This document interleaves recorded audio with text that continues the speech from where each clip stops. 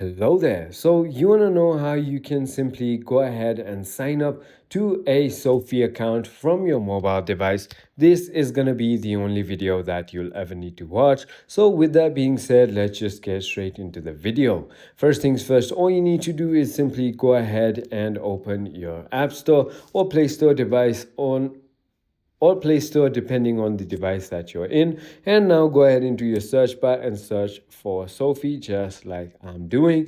Once you've done that, simply go ahead and tap on the application right over here. Make sure that you have downloaded it and installed it onto your device. Now you can simply go ahead and tap on open once you've installed it.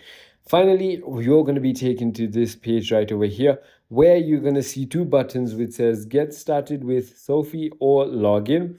Especially since we don't have an account, we are going to tap on get started with SoFi, and it's going to say how do you want to get started. You can either just go ahead and skip all of this, go ahead and enter your legal first name, legal last name, your state, your email, and once you've entered your email, a password to create it. Once you've done that, it's going to send you a verification code to your email that you'll have to go ahead and enter back into the application, and your account will be ready. I hope this video was helpful enough for you. If it was, hit that like button, and I'll see you on the next